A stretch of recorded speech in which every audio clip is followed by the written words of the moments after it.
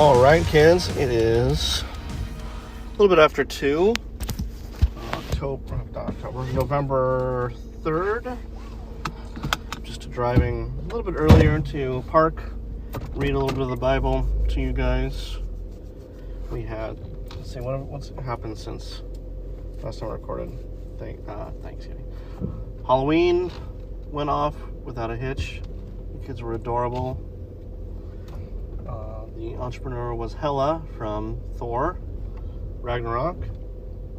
The namesake was a werewolf. The third child, King, was some skeleton king.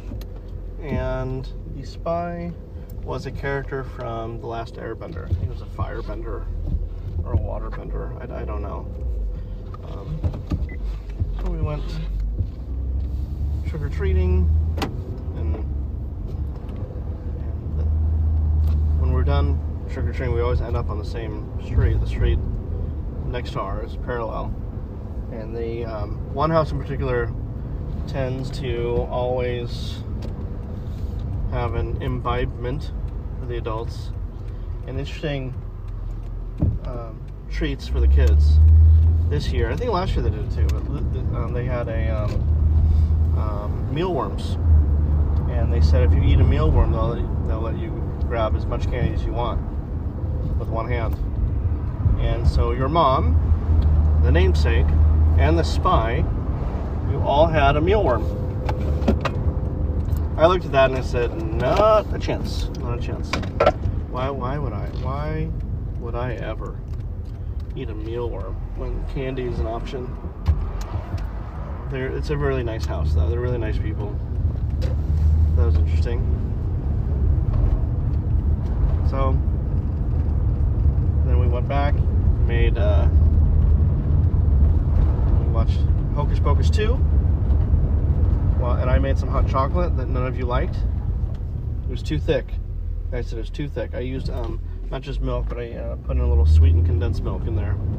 You guys did not like it, and made it pretty clear to me that you guys didn't like it. So, which is a little frustrating. I mean, I'm doing this nice thing, making hot chocolate, and then I drink mine. It tasted great. Oh wow. In the future, I will not make hot chocolate. So, hang on. So, I'll park and we're going to read a few chapters. Read about Hezekiah, my favorite king in the Old Testament. I like him more than King David.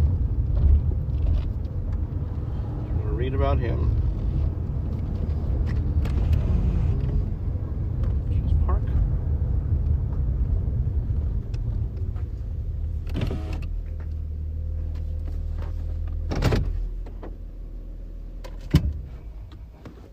Just park. Here we go.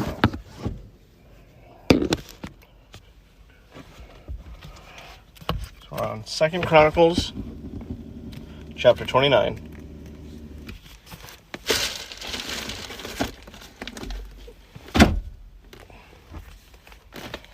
Let's go. All right. Chapter 29. Hezekiah began to reign when he was 25 years old, and he reigned 29 years in Jerusalem. His mother's name was Abijah, the daughter of Zechariah, and he did what was right in the eyes of the Lord, according to all that David his father had done.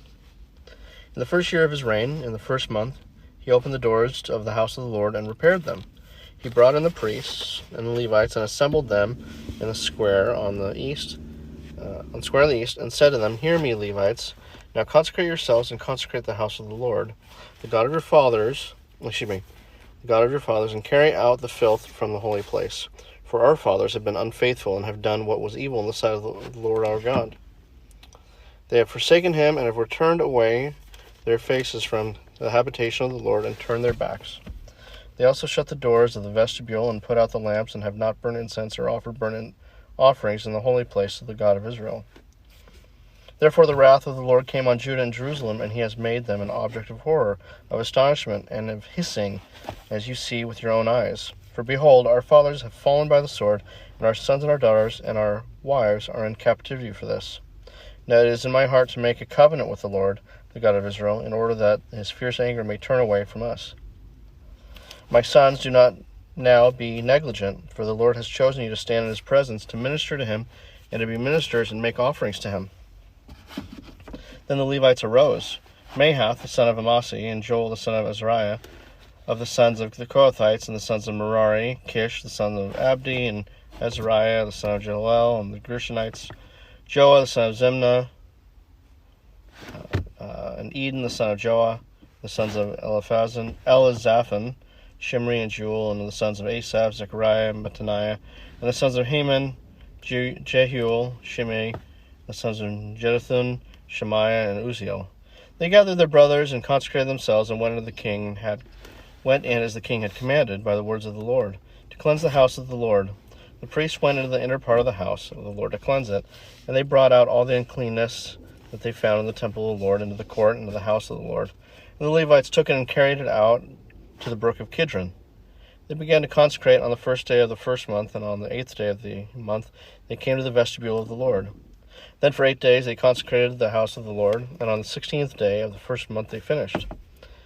Then they went in to Hezekiah the king and said, We have cleansed all the house of the Lord, the altar of burnt offerings and all its utensils, and the table for the showbread and all its utensils, all the utensils that King Ahaz discarded in his reign when he was faithless. We have made ready and consecrated, and behold, they are before the altar of the Lord. Then Hezekiah the king rose early and gathered the officials of the city, went up to the house of the Lord, and they brought 7 bulls, 7 rams, 7 lambs, and 7 male goats, for a sin offering for the kingdom and for the sanctuary and for Judah. And he commanded the priests, the sons of Aaron, to offer them on the altar of the Lord.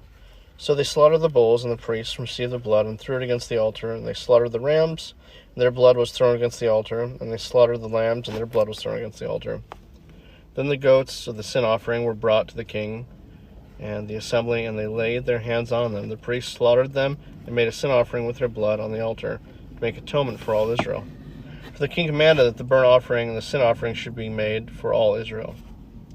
And he stationed the Levites in the house of the Lord with cymbals, harps, and lyres, according to the commandment of David and of Gad, the king's seer, and of Nathan, the prophet. For the commandment was from the Lord through his prophets. The Levites stood with the instruments of David, and the priests with the trumpets. Then Hezekiah commanded that the burnt offering be offered on the altar, and when the burnt offering began, the song of the Lord began also, and the trumpets, accompanied by the instruments of David, king of Israel. The whole assembly worshipped, and the singers sang, and the trumpeters sounded. All this continued until the burnt offering was finished. When the offering was finished, the king and all who were present with him bowed themselves and worshipped. And Hezekiah the king and the officials commanded the Levites to sing praises to the Lord with the words of David and of Asaph the seer. And they sang praises with gladness, and they bowed down and worshipped. Then Hezekiah said, You have now consecrated yourselves to the Lord. Come near, bring sacrifices and thank offerings to the house of the Lord. And the assembly brought sacrifices and thank offerings, and all were of a willing heart brought burnt offerings. The number of the burnt offerings that the assembly brought was 70 bulls, 100 rams, and 200 lambs. All these were for a burnt offering to the Lord. And the consecrated offerings were 600 bulls and 3,000 sheep. But the priests were too few and could not flay all the burnt offerings. So until other priests had consecrated themselves, their brothers and the Levites helped them until the work was finished. For the Levites were more upright in heart than the priests in consecrating themselves. Beside the great number of burnt offerings, there was the fat of the peace offerings, and there was the drink offerings for the burnt offerings. Thus, the service of the house of the Lord was restored, and Hezekiah and all the people rejoiced because God had provided for the people, for the thing came about suddenly. Okay. Give me a second. Kind of a long chapter.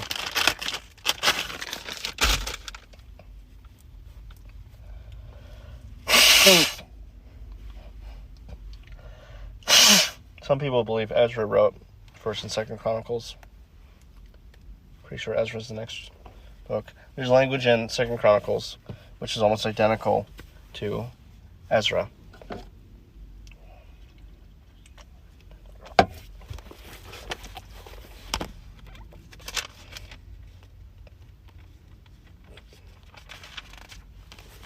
Chapter 30. Hezekiah sent to all Israel and Judah, and wrote letters also to Ephraim and the Manasseh, and they should come to the house of the Lord at Jerusalem to keep the Passover to the Lord, the God of Israel. For the king and his princes and all the assembly in Jerusalem had taken counsel to keep the Passover in the 2nd month, for they could not keep it at that time, because the priests had not consecrated themselves in sufficient number, nor had the people assembled in Jerusalem. And the plan seemed right to the king and all the assembly, so they decreed to make a proclamation throughout all Israel, from Beersheba to Dan, that the people should come and keep the Passover to the Lord, the God of Israel, at Jerusalem, for they had not kept it as often as prescribed. So couriers went throughout all Israel and Judah with letters from the king and his princes, as the king had commanded, saying, O people of Israel, return to the Lord, the God of Abraham, Isaac, and Israel, that he may turn again to the remnant of you who have escaped from the hand of the kings of Assyria. Do not be like your fathers and your brothers, who were faithless in the Lord, the God of their fathers, so that he made them a desolation, as you see. Do not now be stiff-necked as your fathers were, but yield yourselves to the Lord, and come to his sanctuary, which he has consecrated forever, the service of the Lord your God, that his fierce anger may turn away from you. For if you return to the Lord, your brothers and your children will find compassion with their captors and return to this land. For the Lord your God is gracious and merciful, and will not turn away his face from you, if you return to him. So the couriers went from city to city throughout the country of Ephraim and Manasseh, and as far as Zebulun. But they laughed to them and scorned and mocked them. However, some men of Asher and Manasseh and of Zebulun humbled themselves and came to Jerusalem. The hand of God was also on Judah to give them one heart to do what the king and the princes commanded by the word of the Lord. And many people came together in Jerusalem to keep the feast of the unleavened bread in the 2nd month, a very great assembly. They set to work and removed the altars that were in Jerusalem, and all the altars for burnt incense they took away and threw into the brook of Kidron. And they slaughtered the Passover lamb on the 14th day of the 2nd month. And the priests and the Levites were ashamed, so that they consecrated themselves and brought burnt offerings into the house of the Lord. They took their accustomed posts, according to the law of Moses, the man of God. The priests threw the blood that they received from the hand of the Levites, for there were many in the assembly who had not consecrated themselves. Therefore the Levites had to slaughter the Passover lamb for everyone who was not clean, to consecrate it to the Lord. For a majority of the people, many of them from Ephraim, Manasseh, Issachar, Zebulun, had not cleaned themselves yet. They ate the Passover otherwise than as prescribed. For Hezekiah had prayed for them, saying, May the good Lord pardon everyone who sets his heart to seek God, the Lord, the God of his fathers, even though not according to the sanctuary's rules of cleanness. And the Lord heard Hezekiah and healed the people. And the people of Israel who were present at Jerusalem kept the feast of the unleavened bread 7 days with great gladness, and the Levites and the priests praised the Lord by day, singing with all their might to the Lord. And Hezekiah spoke encouragingly to all the Levites who showed good skill in the service of the Lord.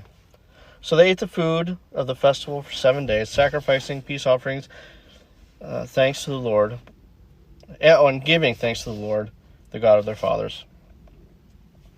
Then the whole assembly agreed together to keep the feast for another 7 days. So they kept it for another 7 days with gladness. For Hezekiah, king of Judah, gave the assembly 1,000 bulls and 7,000 sheep for offerings. And the princes gave the assembly 1,000 bulls and 10,000 sheep. And the priests consecrated themselves in great numbers. The whole assembly of Judah, and the priests of the Levites, and the whole assembly that came out of Israel, and the sojourners who came out of the land of Israel. And the sojourners who lived in Judah rejoiced. So there was great joy in Jerusalem. For since the time of Solomon, the son of David, king of Israel, there had been nothing like this in Jerusalem. Then the priests and the Levites arose and blessed the people, and their voice was heard, and their prayer came to this holy habitation in heaven. Wow. It's interesting. Chapter 31. Now, when all this was finished, all Israel who were present went out to the cities of Judah and broke in pieces the pillars and cut down the Asherim and broke down the high places. Ooh, he broke down the high places. That's a point to remember. and the altars throughout all Judah and Benjamin and Ephraim and Manasseh until they had destroyed them all.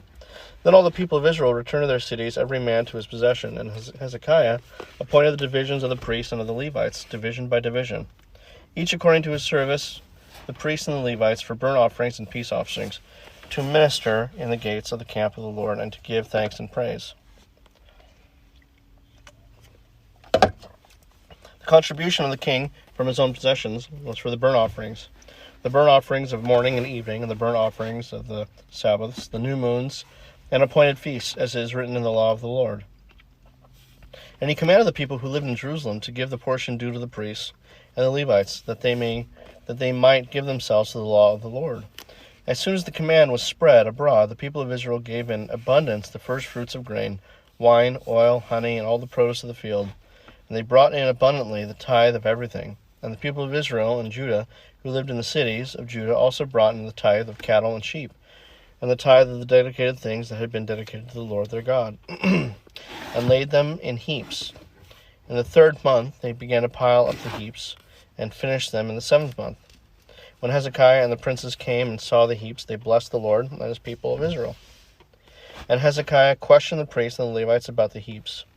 Azariah, the chief priest, who was of the house of Zadok, answered him, "Since they began to bring the contributions into the house of the Lord, we have eaten and have had enough and have plenty left.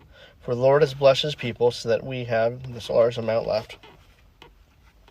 Then Hezekiah commanded them to prepare chambers in the house of the Lord, and they prepared them. And they faithfully brought in the contributions, the tithes, and the dedicated things. The chief priest in charge of them was Conaniah, the Levite, with Shimei, the brother, as second. While Jehiel, Azaziah, Nahath, Asahel, Jeremoth, Jozabad, Eliel, Ishmachi, Mahath, and Benaiah were overseers assisting Conaniah, and Shimei, his brother by the point of Hezekiah the king, and Azariah, the chief officer of the house of God. And Korah the son of Imnah, the Levite, keeper of the east gate, was over the freewill offerings to God, to apportion the contribution reserved for the Lord and the most holy offerings. Eden, Miniamin, Jeshua, Shemaiah, Amariah, and Shechaniah were faithfully assisting him in the cities of the priests, to distribute the portions of their brothers, old and young alike, by divisions. Except those enrolled by genealogy, males from 3 years old and upward, all who entered the house of the Lord, as duty of each day required for their service according to their offices. By their divisions, the enrollment of the priests was according to their fathers' houses. That of the Levites from 20 years old and upward was according to their offices by their divisions. They were enrolled with all their little children, their wives, their sons, and their daughters, the whole assembly, for they were faithful in keeping themselves holy. And for the sons of Aaron, the priests, who were in the fields of common land, belonging to their cities, there were men in several cities who were designated by name to distribute portions to every male among the priests, and to every one among the Levites who was enrolled. Thus Hezekiah did throughout all Judah, and he did what was good and right and faithful before the Lord his God. And every work that he undertook in the service of the house of God, and in accordance with the law of the commandments, seeking his God, he did with all his heart and prospered. I'm taking a deep breath. I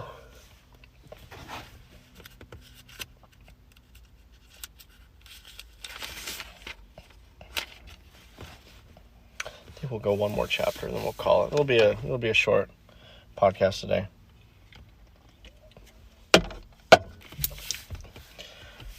Those of you that aren't part of my family, you'll realize that we named the 3rd child Hezekiah. That's why we call him the King, as his nickname in this podcast. Because Hezekiah was probably, I guess aside from David, I think he was a better king than Solomon. He was much more devout to God. Ezra makes it very clear. He had a heart for God. Solomon did it first, and then he failed miserably the rest of his life. Chapter 32. After these things and these acts of faithfulness, Sennacherib, the king of Assyria, came and invaded Judah and encamped against the fortified cities, thinking to win them for himself.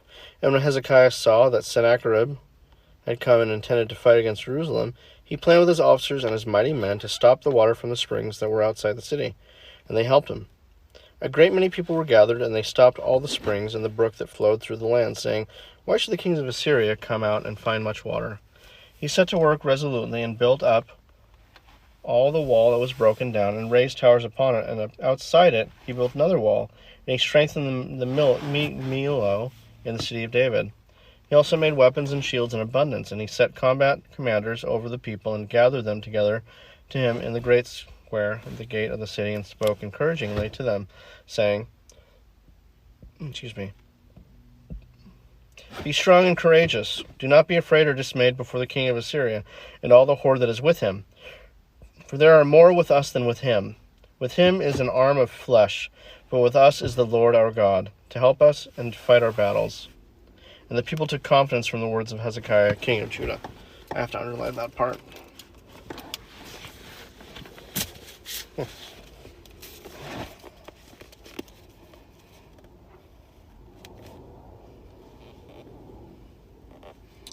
Give us a second, guys.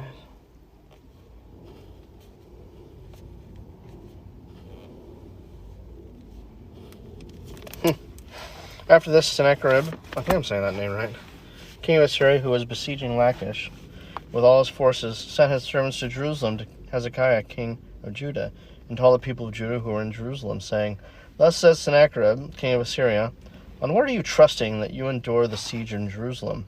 Is not Hezekiah misleading you that he may give you over to die by famine and by thirst when he tells you, 'The Lord our God will deliver us from the hand of the king of Assyria'? Has not this same Hezekiah taken away his high places and his altars, and commanded Judah and Jerusalem, before one altar you shall worship, and on it you shall burn your sacrifices? Do you not know what I and my fathers have done to all the peoples of the lands? Were the gods of the nations of those lands at all able to deliver their lands out of my hand? Who among all the gods of those nations that my fathers devoted to destruction was able to deliver his people from my hand, that your God should be able to deliver you from my hand? Now, therefore, do not let Hezekiah deceive you or mislead you in this fashion. Do not believe him, for no God of any nation or kingdom has been able to deliver his people from my hand, or from the hand of my fathers. How much less will your God deliver you out of my hand?"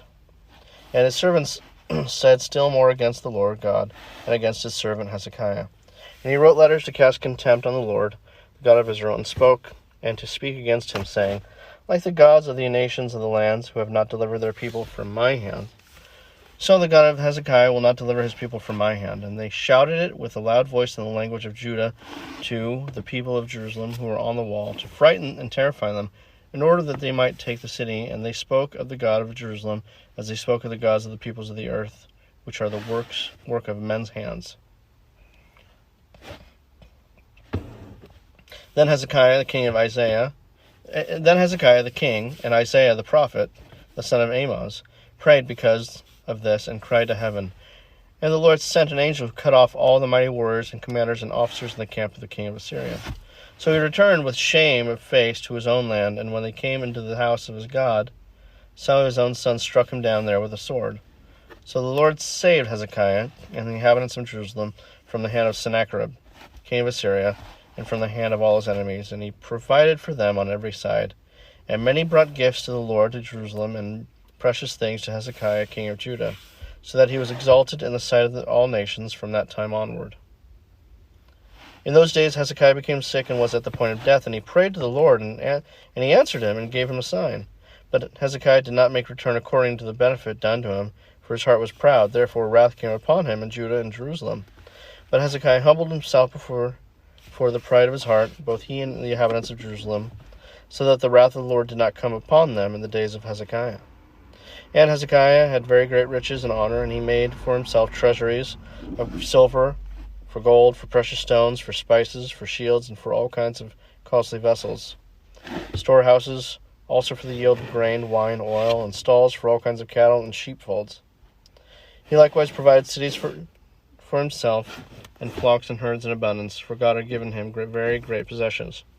The same Hezekiah closed the upper outlet of the waters of Gihon, and directed them down to the west side of the city of David, and Hezekiah prospered in all his works. And so in the matter of the envoys of the princes of Babylon, who had been sent to him to inquire about the sign that had been done in the land, God left him to himself in order to test him and to know all that was in his heart. Now the rest of the acts of Hezekiah and his good deeds, behold, they are written in the vision of Isaiah the prophet, the son of Amoz, in the book of the kings of Judah and Israel. And Hezekiah slept with his fathers, and they buried him in the upper part of the tombs of the sons of David, and all Judah, and the inhabitants of Jerusalem did him honor at his death, and Manasseh his son reigned in his place. Yikes, that's going to be a tough one. Went from Hezekiah, probably the most devout king of Israel, to Manasseh, almost the exact opposite. Almost the exact opposite. That's my big fear. My big fear is I teach you about Jesus and you guys reject him. I hope that's not the case. I hope in all these years it's taken me to do this, you're able to see Jesus for who he is, and that's God. It's 2:40. It's about a 5-minute walk. I'm going to stop now, head out and pick up the spy and the king. Then we're going to pick up the namesake and head home and clean and hopefully relax. I love you guys. I love you so much. And I can't wait to hang out with you today. So, in everything you do, kids, do it for the kingdom and the king. God bless. The Bible says he's a king of the Jews. He's a king of Israel. He's a king of righteousness. He's a king of the ages. He's a king of heaven. He's a king of glory. He's a king of kings, and he is the Lord of lords. Now that's my king. David said the heavens declare the glory of God, and the firmament showeth his handiwork. No means of measure can define his limitless love. No far-seeing telescope can bring into visibility the coastline of his shoaly supply. No barriers can hinder him from pouring out his blessing. Well, he's enduringly strong. He's entirely sincere. He's eternally steadfast. He's immortally graceful. He's imperially powerful. And he's impartially merciful. That's my king. He's God's son. He's a sinner's savior. He's the centerpiece of civilization. He stands alone in himself. He's august. He's unique. He's unparalleled. He's unprecedented. He's supreme. He's preeminent. Well, he's the loftiest idea in literature. He's the highest personality in philosophy. He's the supreme problem in high criticism. He's the fundamental doctrine of true theology. He's the cardinal necessity of spiritual religion. And that's my king. He's the miracle of the age. He's the superlative of everything good that you choose to call him. He's the only one able to supply all of our needs simultaneously. He supplies strength for the weak. He's available for the tempted and the tried. He sympathizes and he saves. He star guards and he guides. He heals the sick. He cleanses the lepers. He forgives sinners. He discharges debtors. And he delivers the captives. He defends the feeble. He blesses the young. He serves the unfortunate. He regards the aged. He rewards the diligent. And he beautifies the meek. Do you know him? Well, my king is a king of knowledge. He's a wellspring of wisdom. He's a doorway of deliverance. He's a pathway of peace. He's the roadway of righteousness. He's the highway of holiness. He's the gateway of glory. He's the master of the mighty. He's the captain of the conquerors. He's the head of the heroes. He's the leader of the legislators. He's the overseer of the overcomers. He's the governor of governors. He's the prince of princes. He's the king of kings. And he's the Lord of lords. That's my king. Yeah! Yeah! Yeah. That's my king. My king, yeah. His office is manifold. His promise is sure. His light is matchless. His goodness is limitless. His mercy is everlasting. His love never changes. His word is enough. His grace is sufficient. His reign is righteous. His yoke is easy, and his burden is light. Well, I wish I could describe him to you, but he's indescribable. He's indescribable. Yes. He's incomprehensible. He's invincible. He's irresistible. I'm trying to tell you, the heavens of heavens cannot contain him, let alone a man explaining him. You can't get him out of your mind. You can't get him off of your hands. You can't outlive him, and you can't live without him. Well, Pharisees couldn't stand him, but they found out they couldn't stop him. Pilate couldn't find any fault in him. The witnesses couldn't get their testimonies to agree. Herod couldn't kill him. Death couldn't handle him, and the grave couldn't hold him. That's my king. Yeah! He always has been, and he always will be. I'm talking about he had no predecessor, and he'll have no successor. There was nobody before him, and there'll be nobody after him. You can't impeach him, and he's not going to resign. That's my king. Praise the Lord. That's my king. Thine is the kingdom, and the power, and the glory. The glory is all his. Thine is the kingdom, and the power, and the glory, forever and ever and ever. And when you get through with all of the forever, then amen.